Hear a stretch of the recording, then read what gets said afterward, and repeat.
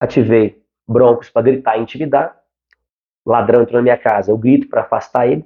E se eu não afastar ele, continuar entrando na minha casa, agora eu tenho que lutar com ele. Se ele estiver armado, eu já perdi a luta. Aí eu ativo artérias coronárias para tentar reconquistar meu território. Ambos vão me causar depressão, vão me diminuir testosterona e vou ficar mais deprimido. Beleza, Denison. E depois, né, quando eu já perdi o território, estou buscando reconquistar, o que mais que pode acontecer? Imagina então que o lobo entrou no meu território, ganhou de mim. Eu sou o lobo alfa que defendia todas as minhas fêmeas e todo o clã, todos os outros membros do grupo, meus filhotes, os outros machos que são submissos a mim e por aí vai. Então eu defendo todo mundo aqui. E aí vem um outro lobo e ganhou de mim. Então eu gritei, não funcionou, lutei, não funcionou, perdi. Qual que é a última chance que eu tenho agora? Agora eu tenho que ficar no ambiente. Se eu tiver a permissão de continuar aqui, sendo subordinado agora por esse novo chefe, por esse novo lobo, agora eu tenho que ser submisso. E aí imagina, dentro do meu ambiente que eu conquistei, agora existe um outro lobo que manda.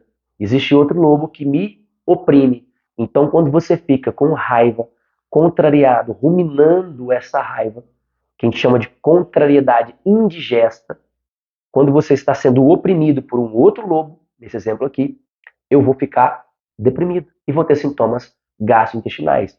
Mais uma vez, Denison, se eu tiver uma ativação, tá pesado nos sintomas físicos, eu vou ficar deprimido, tá? Ambos eu vou ficar deprimido, sintoma físico, depressão, e ao mesmo tempo eu vou ter sintomas gastrointestinais, vou ter gastrite, por exemplo. Só que eu posso também ter depressão e em alguns momentos eu não ter sintomas no estômago. Um exemplo bem simples, não é só a região do estômago, mas região epigástrica de um modo geral. Estou deprimido, não estou tendo sintomas físicos, não tenho gastrite, não tenho nada, mas eu tenho muita alteração de comportamento. Qual que é a alteração de comportamento que envolve a região epigástrica? Eu vou ficar agressivo, porque eu preciso dessa agressividade para defender o meu território. Então eu preciso da raiva para ficar agressivo e conseguir expulsar aquele lobo daquele ambiente. Então vamos trazer para nós seres humanos, né? Imagina uma pessoa que ela tem a empresa dela, um homem destro como eu.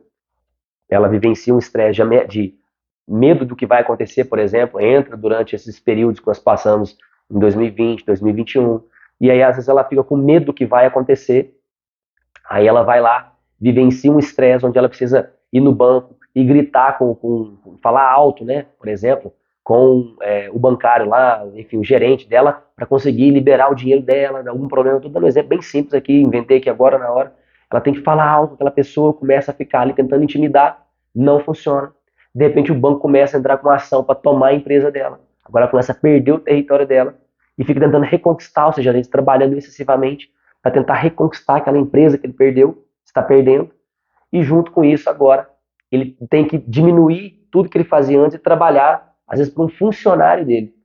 Ou seja, um funcionário dele que tem uma empresa pequena, agora ele sai dessa empresa grande que ele tinha, que ele está perdendo, que ele venceu a ameaça, foi lá tentar gritar para resolver, ganhar no grito, famoso ganhar no grito, né? Foi lá no gerente, tentar um empréstimo, não conseguiu, não funcionou. Então não funcionou usar a parte respiratória para intimidar, não deu certo. Entrou a ação contra ele, que não estava conseguindo pagar durante esse período que a gente estava passando de dificuldade.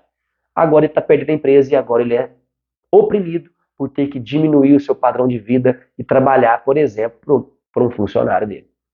Nesse exemplo aqui, que poderia ser muito bem, no caso real de um paciente seu, ele pode desenvolver depressão muito severa, porque ele pode ter ativado brônquios, ele pode ter ativado artérias coronárias, ele pode ter ativado a região epigástrica.